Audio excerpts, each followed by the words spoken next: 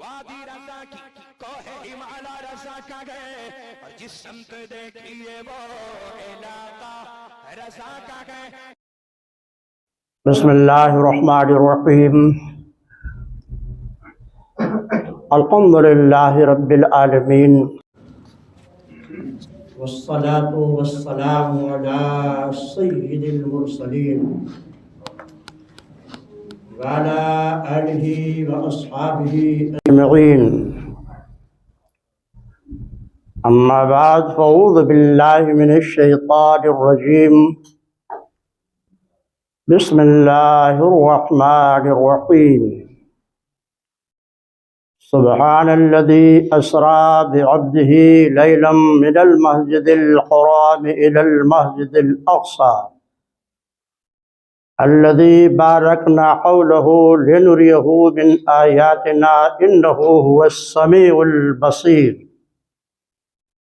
صدق الله العظيم وبلغنا رسوله النبي الأمين الكريم ونحن على ذلك لمن الشاهدين والشاكرين والحمد لله رب العالمين. معزز سامعین، نوجوان دوستو، عزیز بچوں، آئیے پہلے مورات مل کر آقائے دو جہاں شہنشاہ کون مکان رحمت عالم روحی فدا صلی اللہ علیہ وسلم کی بارگاہ ناز میں ہدیہ درود و سلام پیش کر لیں. اللہم صلی علی سیدنا و نبینا مولانا محمد کما تحب وترضى بأن تصلی علیہ الصلاة والسلام علیک یا رسول اللہ صلی اللہ تعالی علیہ وسلم. معزز سامعین، گزشتہ جمعہ میں اسی آیت مقدسہ کے تعلق سے امام النبیین سید المرسلین رحمت للعالمین صلی اللہ علیہ وسلم کی معراج کے تعلق سے ابتدائی گفتگو اور اس تعلق سے امت مسلمہ کو کیا عقیدہ رکھنا چاہیے، اس پر تفصیلی گفتگو آپ سماعت فرما چکے ہیں. گفتگو یہاں پر ختم ہوئی تھی کہ معراج کا یہ سفر مسجد حرام سے شروع ہو کر مسجد بیت المقدس تک کے تفصیلی حالات آپ کے سامنے بیان کیے گئے تھے. آپ کی سواری جب مسجد اقصی کے قریب پہنچی تو سید الملائکہ حضرت سیدنا جبریل علیہ السلام نے براق کو صخرہ بیت المقدس سے باندھا.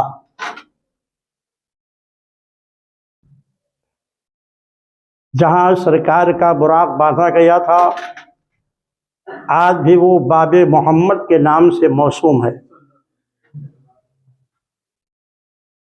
اللہ کے نبی جب بیت المقدس میں داخل ہوئے، آپ نے ملاحظہ فرمایا کہ حضرت آدم علیہ السلام سے لے کر حضرت عیسیٰ تک علیہ السلام تک 1,24,000 یا کم و بیش یا 2,24,000 یا کم و بیش انبیاء کرام مسجد اقصی میں تشریف فرما ہے. گزشتہ جمعہ میں آپ کو بتایا گیا تھا کہ حضور کی جب سواری گزری تھی حضرت سیدنا موسیٰ علیہ السلام کی قبر کے پاس سے، تو آپ اپنی قبر میں نماز ادا فرما رہے تھے. آپ غور کریں کہ انبیاء کی رفتار کتنی تیز ہے. حضور نے حضرت موسیٰ کو ان کی قبر میں نماز پڑھتے ہوئے دیکھا، اور جب براق پہنچا تو وہاں پر سارے انبیاء کے ساتھ حضرت موسیٰ علیہ السلام بھی آپ استقبال کے لیے تشریف فرما تھے. حضرت عیسیٰ علیہ السلام آسمانوں میں ہیں، حضرت ادریس علیہ السلام آسمانوں میں ہیں. یہ تمام حضرات وہاں بیت المقدس میں انبیاء کے صف میں کھڑے ہو کر امام النبیین سید المرسلین صلی اللہ علیہ وسلم کے استقبال کے لیے حاضر تھے۔ اللہ کے نبی بیت المقدس میں داخل ہوئی تو تمام انبیاء کرام نے اللہ کی حمد و ثنا بیان کرتے ہوئے آپ پر درود و سلام نشاور کیا۔ حضرت سیدنا جبریل علیہ السلام نے اذان کہی، حضرت جبریل علیہ السلام نے تکبیر کہی۔ اب سارے انبیاء منتظر تھے کہ منصب امامت کس کو عطا کیا جاتا ہے، کہ حضرت جبریل علیہ السلام آگے بڑھے اور امام النبیین کے دست انور کو پکڑا اور مصلی امامت پہ آگے بڑھا دیا۔ سارے انبیاء آپ کے مقتدی ہیں۔ آپ نے 2 رکعت نماز ادا فرمائی۔ پہلی رکعت میں آپ نے الحمد شریف کے بعد قولیہ کی تلاوت فرمائی، اور دوسری رکعت میں آپ نے الحمد شریف کے بعد قل هو اللہ کی تلاوت فرمائی۔ یہ کون سی نماز تھی؟ علماء کا اس میں اختلاف ہے، 3 اقوال ملتے ہیں۔ پہلا قول تو یہ ملتا ہے کہ نماز تہجد تھی، دوسرا قول یہ ملتا ہے کہ نماز فجر تھی، تیسرا قول یہ ملتا ہے کہ نہیں، یہ ایک خاص نماز تھی جو اسی دن کے لیے انبیاء کرام پر فرض کی گئی اور اسے انہوں نے حضور کے اقتداء میں ادا فرمایا۔ نماز سے فراغت کے بعد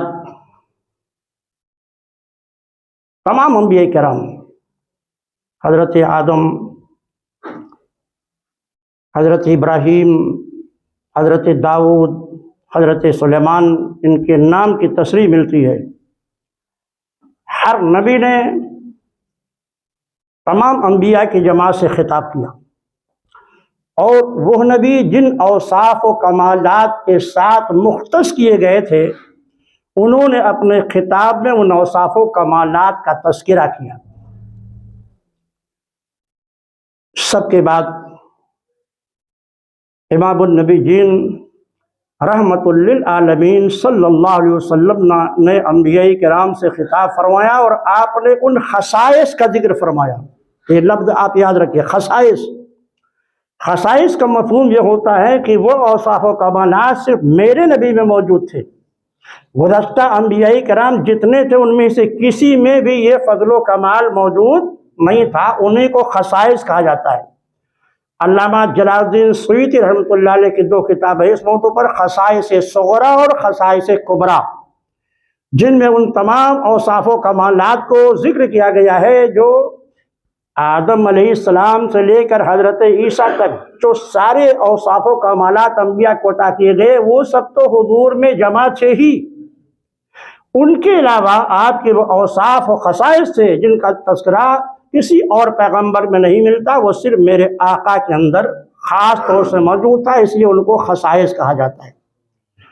تو حضور نے اخیر میں جب خطبہ دیا اور اپنے ان خصائص کا، کمالات کا ذکر فرمایا جو حضور کے ساتھ مختص تھے، تو سیدنا ابراہیم خلیل اللہ علیہ السلام نے کھڑے ہو کر انبیاء کرام کو مخاطب کر دیا، فرمایا بہذا فضل علیکم محمد، یہی وہ اوصاف و کمالات ہیں کہ جن کے بنیاد پر اللہ نے محمد صلی اللہ علیہ وسلم کو سارے انبیاء پر فضیلت بخشی ہے۔ معزز سامعین، یہ سفر معراج کا پہلا ٹکڑا تھا جس کا ثبوت قرآن کے نص کریم سے ہے۔ اگر کوئی شخص اس سیر کا انکار کر دے تو وہ اسلام سے خارج ہوگا، کیونکہ یہ نص قطعی سے ثابت ہے۔ اب اس کے بعد سفر کا دوسرا حصہ جو بیت المقدس سے شروع ہو کر سدرۃ المنتہا تک جاتا ہے، جس کا ثبوت احادیث مشہورہ سے ہے۔ اگر کوئی اس کا انکار کر دے تو وہ گمراہ ہے، بددین ہے، جہنمی ہے۔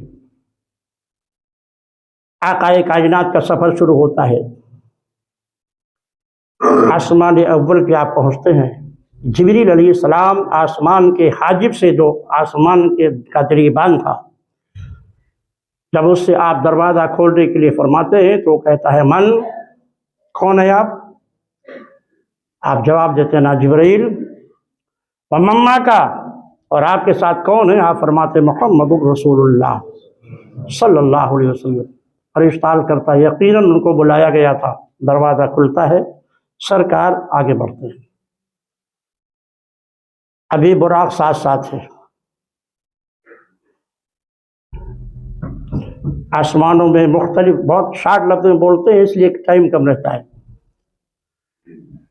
آسمانوں میں حضرت آدم نے اور حضرت ابراہیم نے ان لفظوں سے سرکار کا استقبال فرمایا، مرحبا بالنبی الصالح والابن الصالح، خوشی ہے نیک بخت پیغمبر کا آنا جو نیک بخت بیٹا ہے۔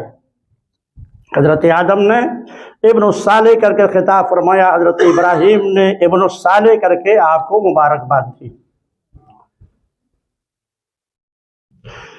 حضرت جبریل علیہ السلام سرکار نے انہیں سلام کیا تو دیکھا کہ حضرت آدم علیہ السلام جب داہنی طرف دیکھتے ہیں تو خوش ہو جاتا ہے، اور جب بائیں طرف اپنے دیکھتے ہیں تو رونے لگتے ہیں۔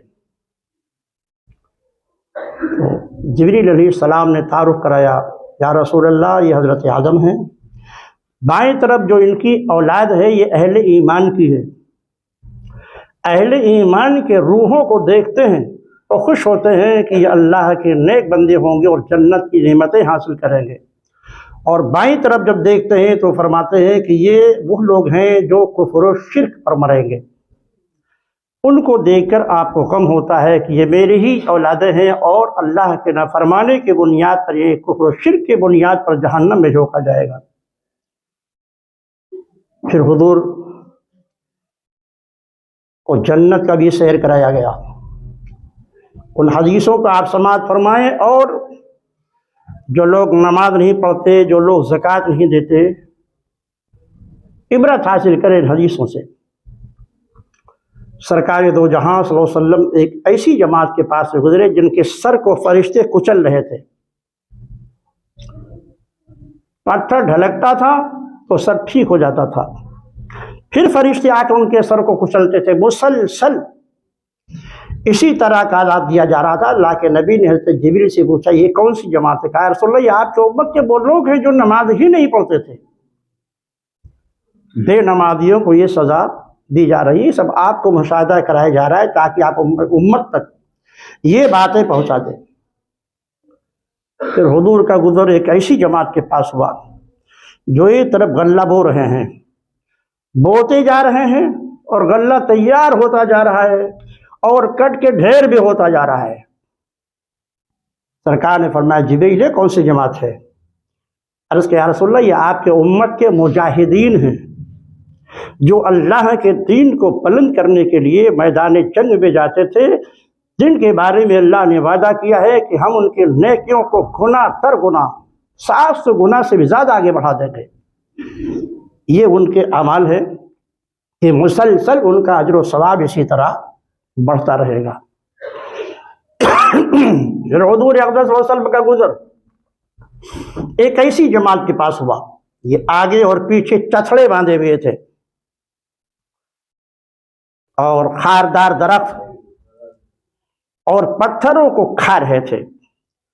سرکار نے فرمایا جبریل یہ کون سی جماعت ہے؟ کہ رسول اللہ آپ کے امت کے وہ افراد ہیں جو اپنے مال کی زکوٰۃ ادا نہیں کرتے تھے، ان کو یہ سزا دی جا رہی۔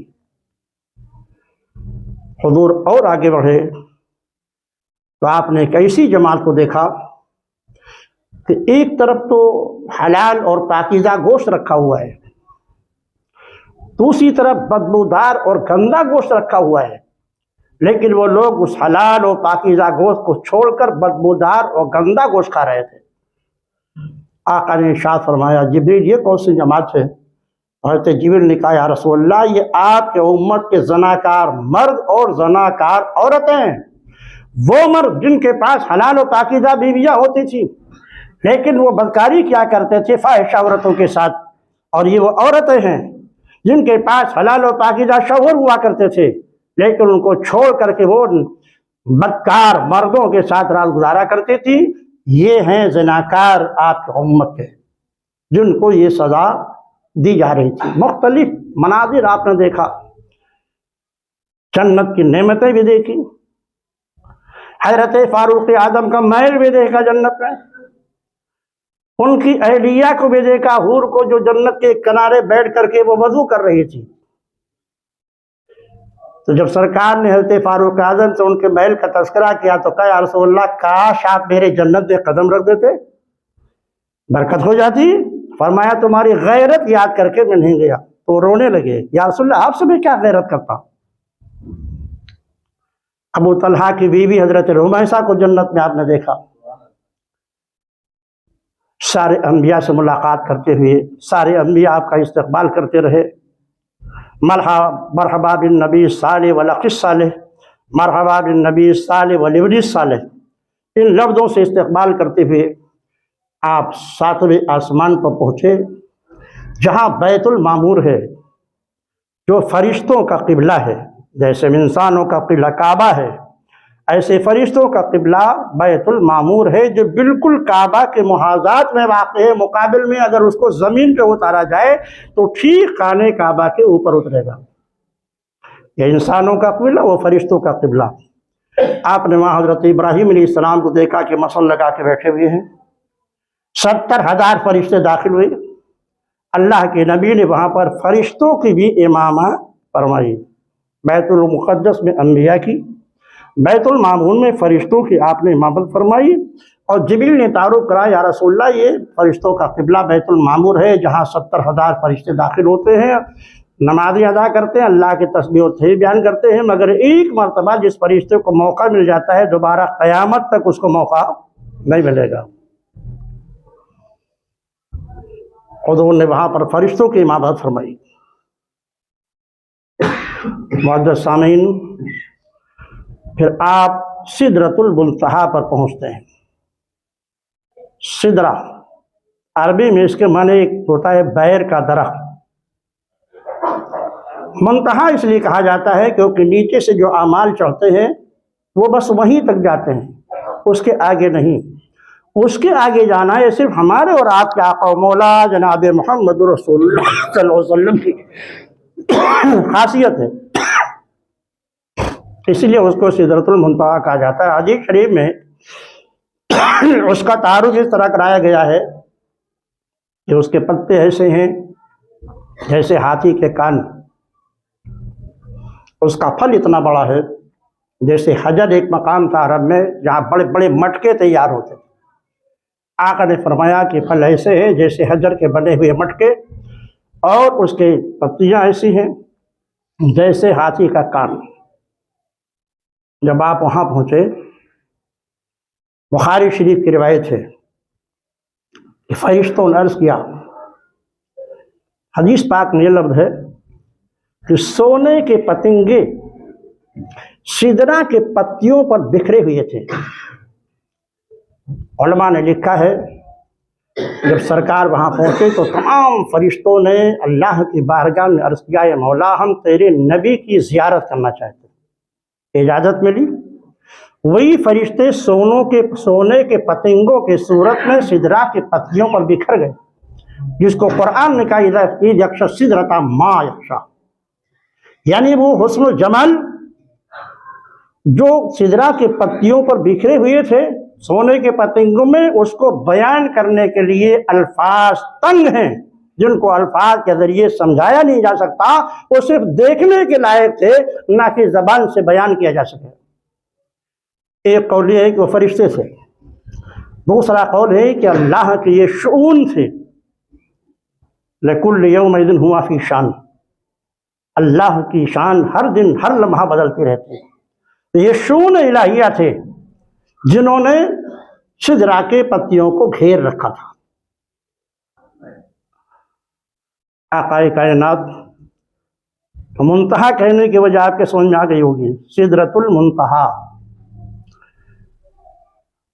جس کی ٹہنیاں تمام جنت میں پھیلی ہوئی ہیں، اور بخاری کے حدیث میں ہے کہ اسی کی جڑ سے 4 نہریں نکلی ہوئی ہیں، نہرین باطنان، نہرین ظاہران، 2 نہریں باطن چھپی ہوئی ہیں جن کو کوثر و سلسبیل کہا جاتا ہے جو جنت میں بہتی ہیں، اور 2 نہریں دنیا میں بہ رہی جن کو نیل و فرات کہا جاتا ہے۔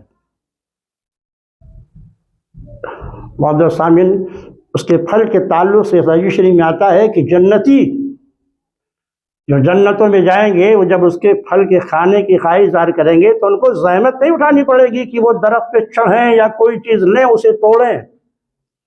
جیسے ہی خواہش ہوگی تو سدرۃ المنتہا کی ٹہنی جھک کر اس کے گود میں آ جائے گی، وہ بیٹھے بیٹھے پھل کو توڑ دے گا، پھل کھائے گا، اور اس میں ایک حسین و خوبصورت حور نکلے گی جو جنتی کی خدمت کرے گی۔ اللہ نے اس لیے فرمایا ہے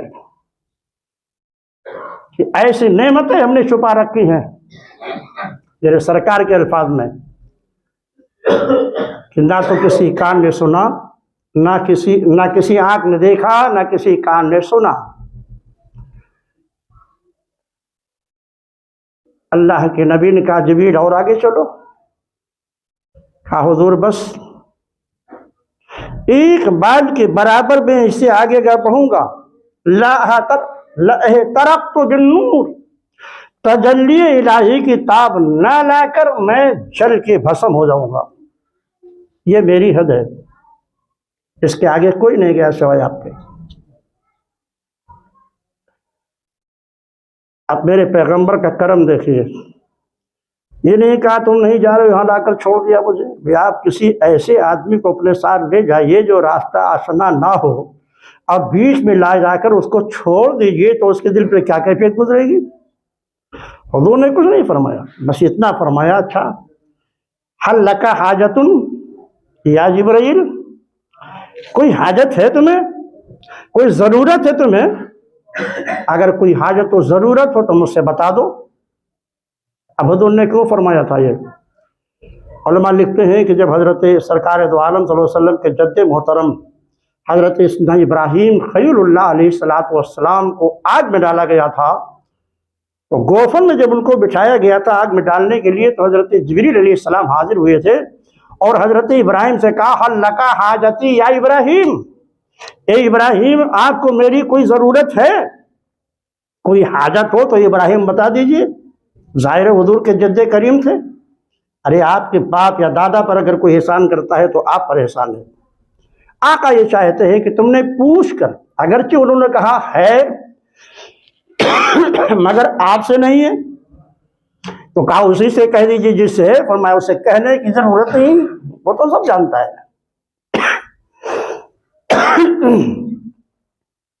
پوچھ کر ایک احسان جتایا، آقا چاہتے ہیں کہ اسی احسان کا بدلہ چکا دے، دنیا کو بتا دے میرے اوپر میرے صرف پروردگار کا احسان ہے، میرے اوپر اور کسی کا احسان نہیں، کائنات پر میرا احسان اور میرے اوپر میرے رب العالمین کا احسان ہے۔ حضور نے یہ پوچھ کر کے فرمایا، بھائی حضور یہ بات تو براق میں سوار ہونے سے پہلے بھی فرما سکتے تھے، بیت المقدس میں بھی ان سے فرما سکتے تھے، مگر نہیں، زمین پہ نہیں فرمایا، بیت المقدس میں نہیں فرمایا، پہلے دوسرے آسمان ساتویں آسمان پہ فرمایا۔ میرے پیغمبر اس بات کی اشارہ کرنا چاہتے ہیں، جبریل زمین پر تھا تب بھی با اختیار تھا، دیکھا نہیں؟ صدیق کو صداقت دی ہے، فاروق کو عدالت دی ہے، عثمان کو سخاوت دی ہے، علی کو شہادت دی ہے، حسن کو سیادت، حسین کو شہادت دی ہے، کسی کو فقر کا تاجور بنایا ہے۔ زمین پر تھا جب بھی با اختیار ہوں، سدرۃ المنتہا پر ہوں جب بھی با اختیار ہوں، بولو تم کیا چاہتے ہو، جو مانگو گے دیا جائے گا۔ جبریل تھے، وہ جانتے تھے کہ اس نبی کو اپنے امت سے بہت پیار ہے، پیدا ہوئے تو نبی آپ کی یاد کرتے ہوئے، رات کے سجدوں میں آپ کو یاد کرتے تھے۔ کتنی بڑی نالائقی امت کی ہے کہ وہ نبی جس نے ولادت سے لے کر معراج تک اور وصال تک آپ کو یاد کیا ہو، آج جب اس کے عیبوں کو ڈھونڈ رہے ہیں آپ۔ معزز سامعین، حاجت بھی ظاہر کی تو ایسی، کہا یا رسول اللہ ایک حاجت ہے، کہا کیا ہے؟ کہا حضور حاجت یہ ہے کہ جب میدان قیامت میں جب میزان سے پلسرار سے آپ کی امت گزرنے لگے، پلسرار سے جب آپ کی امت گزرنے لگے تو جبریل کو اپنا پر بچھانے کی اجازت دے دی جائے تاکہ آپ کی امت میرے پروں سے آسانی کے ساتھ پلسرار گزر جائے۔ معزز سامعین، اب حضور آگے بڑھے، جبریل کو وہاں چھوڑا، سدرۃ المنتہا، اس کے آگے حضور کیسے گئے؟ براق نے ساتھ چھوڑ دیا، جبریل نے ساتھ چھوڑ دیا۔ سیرت کی کتابوں سے اور احادیث کی کتابوں سے ملتا ہے کہ اس کے بعد رفرف حاضر ہوا۔ معزز سامعین، رفرف پر آپ سوار ہو کر آگے بڑھے، کہاں جانا ہے؟ عرش اعظم پہ جانا ہے۔ یہ سفر معراج کا تیسرا ٹکڑا ہے۔ دوسرا ٹکڑا مسجد اقصی سے سدرۃ المنتہا تک ہے، پھر تیسرا حصہ سدرۃ المنتہا سے عرش اعظم، اس کے بعد لامکاں تک ہے۔ سدرۃ المنتہا اور عرش اعظم کے درمیان 70,000 نور کے حجابات حائل ہیں، 70,000 نور کے حجابات، اور ہر حجاب کے درمیان 500 سال کا راستہ ہے۔ آقا گزر رہے ہیں، کچھ دور جا کر اپنے بھی ساتھ چھوڑ دیا۔ ایک آواز آتی ہے، اذن یا احمد، اذن یا محمد، اذن یا خیر البریہ، مخلوق میں سب سے بہتر چلے آئیے، محمد چلے آئیے، احمد چلے آئیے۔ سرکار بڑھتے چلے جا رہے ہیں۔ خود حضور ارشاد فرماتے ہیں، جس میں آتا ہے کہ میں جب نور کے حجابات طے کرنے لگا تو تھوڑی سی وحشت اور گھبراہٹ پیدا ہوئی۔ ایک آواز آئی، میرے صدیق کے آواز میں، سبحان اللہ۔ آواز کیا تھی؟ قف یا محمد ان ربک یصلی علیک، اے محمد اب ٹھہر جاؤ تھوڑی دیر، کیونکہ تمہارا رب تمہارے اوپر صلات بھیج رہا ہے۔ سرکار فرماتے ہیں کہ صدیق کی آواز سن کر مجھے سکون ملا۔ یہ آواز الہی تھی، غیب کی، مگر انداز حضرت صدیق اکبر کا تھا، تاکہ نبی کو اپنے یارغار سے جو محبت ہے، اس محبت کا تقاضا یہ ہے کہ جب یارغار کی آواز سنے گا تو وہ مانوس ہو جائے گا، وحشت ختم ہو جائے گی۔ پھر آقائے کائنات صلی اللہ علیہ وسلم بڑھتے گئے، کتنے قریب ہوئے؟ قرآن کریم نے بہت پیارے الفاظ میں ارشاد فرمایا،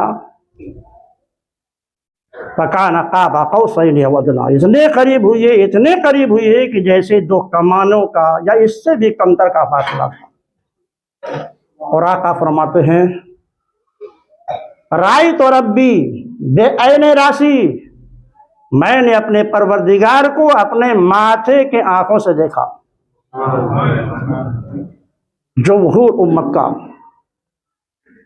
صحابہ سے لے کر، بعض اقوال میں ہے کہ 41 صحابہ نے اس روایت کو ذکر کیا ہے، کہ سرکار فرماتے ہیں کہ میں نے اپنے پروردگار کو اپنے ماتھے کے آنکھوں سے دیکھا، ما زاغ البصر وما طغى، اور پلک بھی جھپکی نہیں، محو ہو گئے تجلی الہی میں۔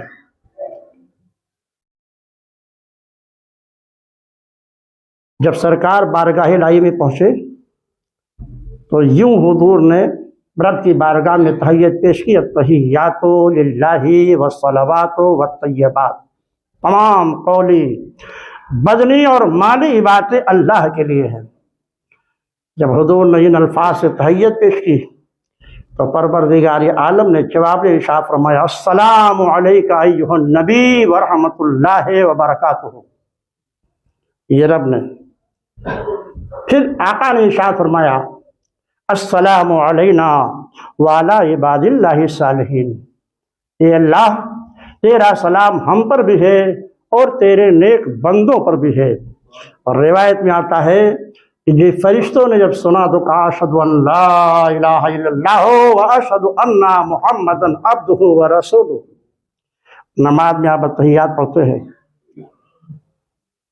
رب کی بارگاہ میں نبی کی تحیت پیش کرنا، رب کا اپنے محبوب پر سلامتی نازل کرنا، پھر حضور کا اپنے امت کے نیک بندوں کے لیے سلامتی کی دعا کرنا، پھر فرشتوں کو اللہ کی وحدانیت اور رسول کی رسالت کی شہادت دینا، یہ مجموعہ ہے تحیات جسے آپ نماز میں پڑھتے ہیں، کیونکہ معراج المومنین ہے نماز، اس میں یہ یادگار ہے اسی تحیت کا جو اللہ کی بارگاہ میں نبی نے پیش کیا، اور پھر رب العالمین کی طرف سے جواب آیا، پھر سرکار نے جواباً فرمایا اور پھر فرشتوں نے شہادت دی۔ بہت سامعین، ٹائم بالکل ختم ہو رہا ہے، اب 2 لفظوں میں بات ختم کر دیں، انشاءاللہ پھر تفصیلی گفتگو ہوگی۔ علماء نے لکھا ہے کہ پروردگار عالم نے اپنے محبوب سے 90,000 بار کلام فرمایا ہے، 90,000 بار سرکار سے اللہ نے کلام فرمایا۔ کیا کلام فرمایا؟ علماء لکھتے ہیں وہ اسرار و معارف اور راز ہیں اللہ اس کے رسول کے درمیان۔ قرآن نے صرف اتنا کہا ہے فَأَوْحَىٰ إِلَىٰ عَبْدِهِ مَا أَوْحَىٰ، اللہ نے جو وحی بھیجنا تھا اپنے محبوب کو بھیج دیا، کسی تیسرے کو اس کا علم نہیں ہے۔ ہاں، 3 بڑی نعمتیں سرکار کو عطا کی گئی، ایک تو نماز، اس پر تحقیق آپ سماعت فرما چکے ہیں کہ پہلے 50 تھی، پھر حضرت موسیٰ کی شفاعت پر 1 ہٹا کے 5 کر دی گئی، 9 بار سرکار تشریف لے گئے۔ اور دوسری سورہ بقرہ کی آخری آیتیں، بڑی فضیلت ہے ان کی جو معراج میں عطا کی گئی۔ اور تیسری بات جو ہمارے اور آپ کے لیے مزدحج فضا ہے کہ میرے آقا سے اللہ نے وعدہ فرمائے محبوب ہم تمہارے امت کی مغفرت کر دیں گے۔ پروردگار عالم اپنے محبوب کی میراث کے طفیل میں عالم اسلام کی تمام پریشانیوں کو دور فرمائے اور ہمیں اور آپ کو سچا اور پکا مسلمان بنائے، ایمان پر زندہ رکھے، ایمان پر خاتمہ عطا فرمائے۔ ان حضرات کے سنت باقی